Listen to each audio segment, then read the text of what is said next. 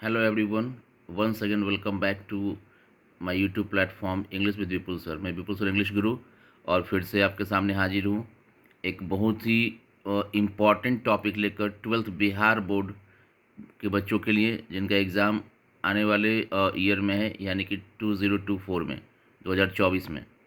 तो सबसे पहले हम लोग आपको बता दें कि आज का जो टॉपिक है वो काफ़ी इम्पॉर्टेंट है। और वो कौन सा टॉपिक है? जैसा आप देख पा रहे हैं, द नॉर्मन कॉन्क्वेस्ट, है ना। आज का जो टॉपिक है वो काफ़ी इम्पॉर्टेंट है और ये आपके ट्वेल्थ बिहार बोर्ड के बच्चों के लिए है। अपनी बुक जो है स्टोरी ऑफ इंग्लिश, उससे है। और आज हम लोग इस वीडियो में बिल्कुल स्किप नहीं करेंगे वीडियो, क्योंकि बहुत ही इंपॉर्टेंट वीडियो है और काफ़ी इंपॉर्टेंट टॉपिक है। इससे क्वेश्चंस लगभग हर साल पूछता है। और आज हम लोग नॉर्मन कॉन्क्वेस्ट जो ये टॉपिक है, इसका पूरा पोस्टमार्टम करेंगे, यानी कि इसका कुछ भी नहीं छूटने वाला है। एक एक बात को मैं आपके सामने रख दूंगा ताकि आपको कहीं से कोई दिक्कत ना हो इस टॉपिक को समझने में।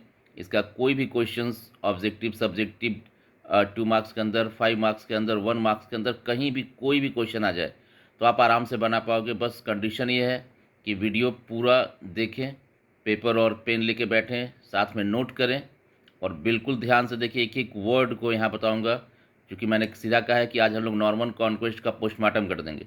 तो चलिए आइए बिना देर के शुरू करें। और अगर आप चैनल पर नए हैं तो काइंडली इसको सब्सक्राइब कर दें और लाइक करने में कंजूसी न करें।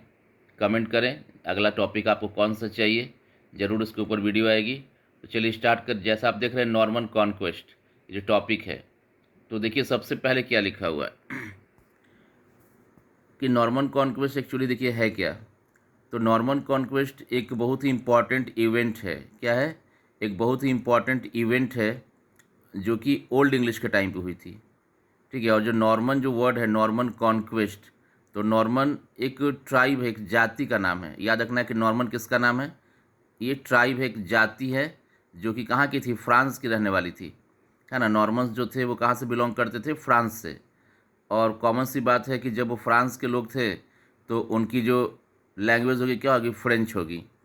और जो दूसरा वर्ड है कॉन्क्वेस्ट, तो कॉन्क्वेस्ट वर्ड का मतलब जो होता है विक्ट्री। विक्ट्री यानी कि जीत। तो देखिए द नॉर्मन कॉन्क्वेस्ट, तो आपने क्या समझा कि नॉर्मन कॉन्क्वेस्ट एक बहुत ही इंपॉर्टेंट इवेंट है, एक बहुत ही इंपॉर्टेंट घटना का नाम है जो कब हुई थी? ये हुई थी ओल्ड इंग्लिश के टाइम पे। ठीक है। और आप सबको मालूम है कि ओल्ड इंग्लिश का पीरियड कब से कब था? AD 449 to AD 1066। तो नॉर्मन एक ट्राइब का नाम है। नॉर्मन्स कहाँ से बिलोंग करते थे? तो ये फ्रांस से बिलोंग करते थे। और नॉर्मन्स का जो लैंग्वेज था वो क्या था? French. Then the second word जो इसके अंदर है कॉन्क्वेस्ट, तो कॉन्क्वेस्ट का मतलब क्या होता है? विक्ट्री यानी कि जीत। याद रखना, एक क्वेश्चन पूछा, वो क्वेश्चन है पेपर के अंदर कि द वर्ड कॉन्क्वेस्ट मीन्स, तो कॉन्क्वेस्ट का मतलब क्या होता है? विक्ट्री यानी कि जीत। ठीक है। अब नॉर्मन्स जाति है, फ्रांस की जाति है, फ्रेंच इनकी लैंग्वेज है। कॉन्क्वेस्ट का मतलब विक्ट्री और जीत। और नॉर्मन कॉन्क्वेस्ट किस पीरियड में हुआ? ओल्ड इंग्लिश पीरियड में हुआ। और किस समय हुआ था? कौन सा समय था जब ये हुआ? तो AD 1066 यानी कि 1066 में हुआ। और AD देखिए वर्ड आ गया AD, तो AD का मतलब क्या है? आप देख रहे होंगे थर्ड पॉइंट में AD stand for anno domini. तो आपको स्पेलिंग भी याद रखना है कि एनो डोमिनी का स्पेलिंग क्या है, क्योंकि कई बार आप ओरली याद तो कर लेते हो, लेकिन जब एग्ज़ाम में ऑप्शंस आता है, 4 ऑप्शंस, तो चारों ऑप्शंस पढ़ने में आपको एनो डोमिनी ही लगते हैं या होता है ना। लेकिन स्पेलिंग का डिफरेंस, जैसे मान ले ANNO है, हो सकता वहाँ पे ANN दे दे। डोमिनी है DOMI, हो सकता है DOMIN दे के छोड़ दे, या NEE दे के छोड़ दे। तो पढ़ने में तो सब सेम लगेगा, प्रोनाउंसिएशन सबका सेम होगा। तो ध्यान रखना है कि नहीं, अच्छे से स्पेलिंग को भी लर्न करना है। तो सबसे फर्स्ट पॉइंट क्या समझे कि it took place. Took place का मतलब क्या? घटित होना। कौन सा? इट मतलब क्या? Norman conquest. नॉर्मन कॉन्क्वेस्ट कब घटित हुआ? तो during the old English period. Old English period के दौरान ये घटित हुआ था। और इसके होते के साथ ही ओल्ड इंग्लिश क्या हो गया था? वहीं पे समाप्त हो गया था, है ना। 1066 में ही हुआ और वहीं पे ओल्ड इंग्लिश का जो पीरियड है वो इंड हो गया। आप सबको मालूम है कि नॉर्मन कॉन्क्वेस्ट वो फैक्टर है जो ओल्ड इंग्लिश को समाप्त करने के लिए रेस्पॉन्सिबल फैक्टर है। सेकंड है it took place in AD 1066, मतलब ये घटित कब हुआ? 1066 में, 1066 AD। और देखिए AD एक वर्ड आ गया था, तो हमने थर्ड पॉइंट में लिख दिया है कि AD stands for anno domini. Then 4 है कि the Normans belong to France. ऊपर मैंने आपको डिस्कस किया है कि नॉर्मन्स एक ट्राइब का नाम है, नॉर्मन्स एक जाति है और ये जाति बिलोंग करती थी, मतलब कहाँ की निवासी थी, कहाँ के रहने वाले थे, तो फ्रांस के थे। और कॉमन सी बात है कि जब फ्रांस के थे तो उनका जो लैंग्वेज होगा वो क्या होगा, फ्रेंच होगा। देन नेक्स्ट पॉइंट है नंबर 5, ऑलरेडी मैंने आपको डिस्कस कर दिया है कि the word conquest, conquest word का मतलब क्या होता है, तो कॉन्क्वेस्ट मीन्स विक्ट्री, विक्ट्री मतलब क्या होता है हिंदी में, जीत।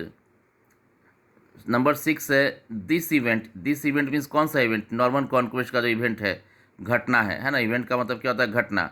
This event marked the end of old English period, यानी कि नॉर्मन कॉन्क्वेस्ट जब घटित हुआ 1066 में, 1066 में, उसी समय क्या हुआ, ओल्ड इंग्लिश पीरियड क्या हो गया, समाप्त हो गया। आप सबको मालूम कि 449 to 1066 ये ओल्ड इंग्लिश का पीरियड है। अब देखिए ये तो ऑब्जेक्टिव की बात है कि 1 to 6 तक, लेकिन 7 और 8 जो पॉइंट है, ये जो क्वेश्चंस है, ये क्वेश्चन आपको एग्जाम के अंदर 2 मार्क्स में भी आ सकता है, 5 मार्क्स में भी आ सकता है। अब कोई भी घटना जब घटती है उसका असर पड़ता है ना, कोई भी घटना, कोई भी इवेंट हो, उसका असर जरूर कुछ ना कुछ पड़ता है। तो देखिए 7 वही है, 2 मार्क्स के लिए क्वेश्चन है। द इम्पैक्ट्स, इम्पैक्ट का मतलब होता है इन्फ्लुएंस, यानी कि प्रभाव। हो सकता है एग्जाम के अंदर इम्पैक्ट न दे के इन्फ्लुएंस दे दे, तो इम्पैक्ट या इन्फ्लुएंस दोनों क्या होता है, प्रभाव होता है। The impacts of the Norman conquest, मतलब नॉर्मन कॉन्क्वेस्ट का असर क्या पड़ा, और कॉमन सी बात है कि इसका असर किस पे पड़ेगा, मिडिल इंग्लिश पे कि मॉडर्न पे कि ओल्ड पे। यस वेरी गुड, तो किसके ऊपर पड़ेगा, नॉर्मन कॉन्क्वेस्ट जब घटित हुआ है ओल्ड इंग्लिश के टाइम पे, तो इसका असर भी वहीं पड़ना है। तो नॉर्मन कॉन्क्वेस्ट का इम्पैक्ट क्या हुआ, उसका असर क्या हुआ, उसका प्रभाव क्या पड़ा किसके ऊपर, ओल्ड इंग्लिश के ऊपर। तो देखिए ओल्ड इंग्लिश को इसने दो तरीक़ा से इम्पैक्ट किया था, इसका दो प्रभाव पड़ा था। पहला आप देख रहे हैं क्या, vocabulary of old English, vocabulary समझते हैं, शब्दकोश।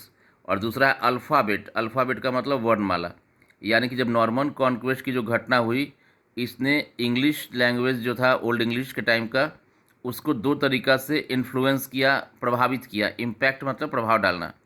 एक तो पहला ओल्ड इंग्लिश का जो वोकैबुलरी था वो अफेक्ट हुआ, और दूसरा अल्फ़ाबेट यानी कि वर्णमाला प्रभावित हुआ। तो पहले आपको ये दो बात ध्यान रखना है कि नॉर्मन कॉन्क्वेस्ट के होने से ओल्ड इंग्लिश के दो चीज़ों पर प्रभाव पड़ा।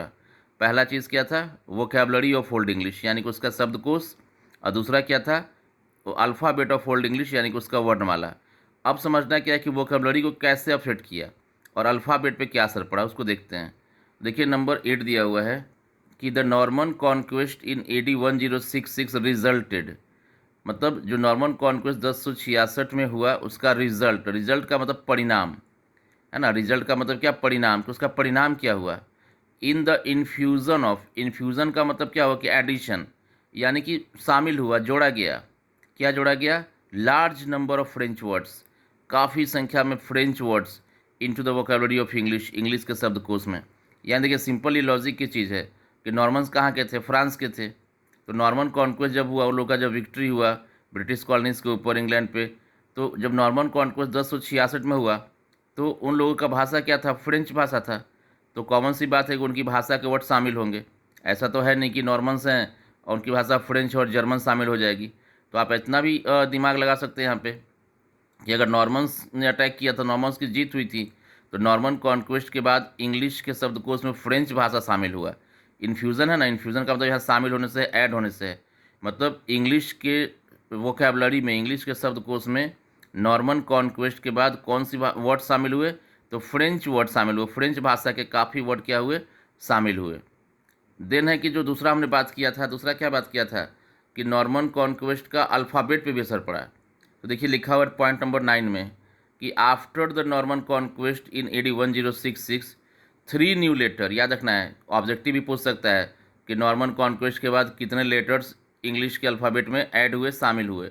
तो 3 लेटर शामिल हुए, कौन कौन सा, QW और J। देखिए capital small upper case lower case दोनों लिखा हुआ है, यानी बड़ा अक्षर छोटा अक्षर। तो ध्यान रखना है कि दोनों है ना, अगर कैपिटल शामिल हो तो स्मॉल भी हुआ है। तो QW और J ये 3 अक्षर हैं जो इंग्लिश के अल्फ़ाबेट में शामिल हुए, कब, नॉर्मन कॉन्क्वेस्ट के बाद। यानी कि नॉर्मन कॉन्क्वेस्ट ने ओल्ड इंग्लिश के दो चीज़ों को प्रभावित किया। Number 1 was vocabulary and the second was alphabet. Vocabulary में क्या हुआ, तो फ्रेंच भाषा का बहुत सारा शब्द इंग्लिश में शामिल हुआ, और अल्फ़ाबेट में 3 नए अक्षर QW और J शामिल हुए। देखिए नंबर 10 है, जैसा कि मैंने कहा कि हम लोग नॉर्मन कॉन्क्वेस्ट का पूरा पोस्टमार्टम करेंगे, तो कहीं से कोई पॉइंट नहीं छोड़ा गया, हर बात को यहाँ आपको क्लियर किया गया है। The Normans used French language, क्योंकि वो फ्रांस के थे तो कौन सी लैंग्वेज यूज़ करेंगे, फ्रेंच लैंग्वेज यूज़ करेंगे। इस बात को ध्यान रखना है कि नॉर्मन्स कहाँ से बिलोंग करते थे, फ्रांस से, और जब फ्रांस के थे तो फ्रेंच लैंग्वेज यूज़ करेंगे। देन नंबर 11 देखिए, due to the Norman conquest there was a gap of almost a century between the end of old English period and starting of the middle English period. देखिए आप सबको मालूम है एक चीज़ कि जब ओल्ड इंग्लिश का जो पीरियड था AD 4492 टू AD 1066, लेकिन जो मिडिल इंग्लिश था वो कब स्टार्ट हुआ, 1150, यानी कि 1066 के बाद जो दूसरा पीरियड था उसमें गैप आ गया। गैप का मतलब अंतराल आ गया। तो क्वेश्चन ये पूछ सकता है आपसे ऑब्जेक्टिव में, या आपको नॉलेज के लिए भी जानना चाहिए कि ओल्ड इंग्लिश जब ख़त्म हुआ 1066 में, तो आखिर मिडिल इंग्लिश को स्टार्ट होने में लगभग एक सेंचुरी का, सेंचुरी मीन्स क्या, 100 ईयर, एक सेंचुरी का गैप क्यों आ गया, है ना। चूँकि देखिए 1066 में ख़त्म हुआ और स्टार्ट कब हुआ, 1150 में आपका मिडिल इंग्लिश स्टार्ट हुआ है। तो ये जो लगभग 100 साल का गैप है, इस 1150 तक के गैप का कारण क्या है, तो इस गैप का कारण था नॉर्मन कॉन्क्वेस्ट। इस बात को याद रखना है कि due to the Norman conquest there was almost a century gap, है ना, between the end of old English period and starting of the middle English period. यानी इसका मतलब क्या हुआ, ड्यू टू मतलब के कारण, यानी कि नॉर्मन कॉन्क्वेस्ट ही वो कारक है, वो फैक्टर है जिसके कारण ओल्ड इंग्लिश 1066 में समाप्त हुआ और मिडिल को शुरू होने में लगभग 100 ईयर का गैप आ गया। और 100 ईयर को हम लोग क्या बोलते हैं, सेंचुरी बोलते हैं। इस बात को ध्यान रखना है। तो आई होप कि हमने बिल्कुल जो बात हमने वीडियो के शुरू में कही थी कि postmortem of the Norman conquest, वो हमने बिल्कुल अच्छे से कर लिया है। तो आई होप आपने समझ लिया होगा अच्छे से। तो अगर आपको अच्छा लगा तो कमेंट ज़रूर करें, और अगली वीडियो कौन सी बनानी है उसके ऊपर भी आप बताइए किस टॉपिक में आपको प्रॉब्लम हो रहा है। तो बिहार बोर्ड के वो बच्चे जिनका 2024 में एग्ज़ाम है, रेगुलर आप वीडियो के साथ जुड़े रहें और इसको शेयर ज़रूर कर दें ताकि आपके हर फ्रेंड को इसका बेनिफिट मिल सके। तो आप जो भी आप चाहें इसमें नोट करना वो सब नोट कर लें, बार बार वीडियो को देख के समझें। हर इम्पॉर्टेंट टॉपिक्स के ऊपर हम लोग लेके आएंगे वीडियो, ताकि आपका रिवीजन आराम से हो जाए। छोटी वीडियोज़ है ताकि आपको ज़्यादा परेशानी भी ना हो। तो आप स्क्रीनशॉट ले लें, नोट कर लें, वीडियो को पॉज करके देख लें, जैसे आपको सुविधा हो। आपकी सुविधा के लिए हमने हर बात को क्लियरली एकदम लिख दिया है, कहीं कोई दिक्कत नहीं होने वाली है। Thanks for watching, bye bye.